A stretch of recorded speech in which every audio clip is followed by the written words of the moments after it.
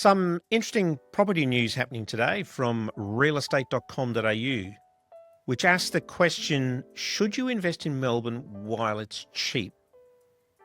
Now, I'm not sure how many people would use the word cheap and Australian real estate in the same sentence, but let's give realestate.com as the source of quite a lot of market data, the benefit of the doubt on this one. So the argument goes, Melbourne is now the cheapest rental city and its property prices have fallen behind other capitals. In fact, it led the market down over the last year.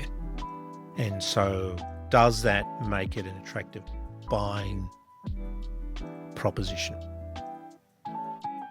And I think there's a few things we need to think about there.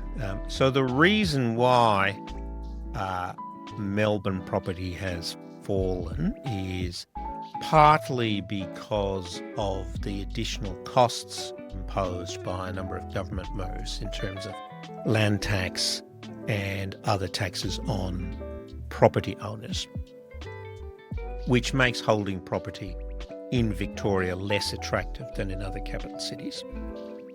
Melbourne's not short of population growth, but it's also not short of new property stock. So this is supply and demand in action and the extra costs of holding in Victoria.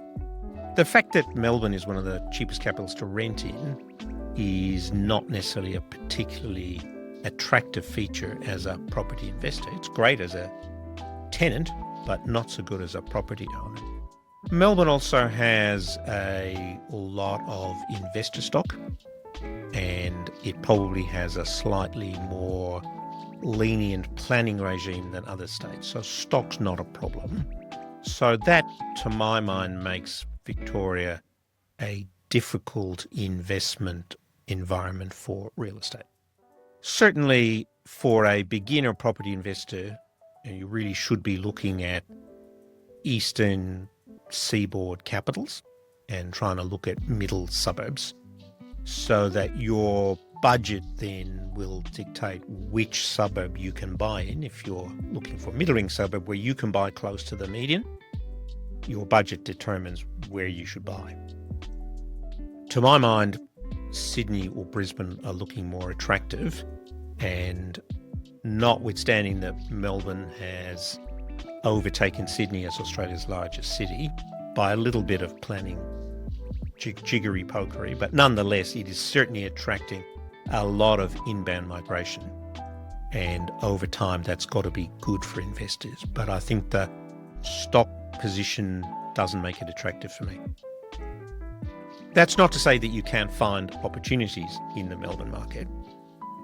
You just need to be careful, particularly as a Sydney investor, that equating cheap with good value is a dangerous thing to do with property investing. And we do see a lot of property spruikers leading Sydney investors to Brisbane or Melbourne, or regional even, with the illusion that it's a cheaper property, lower buy-in, and therefore a good investment. Those two can go together, but they're not necessary corollaries. So as with all things property, do your research.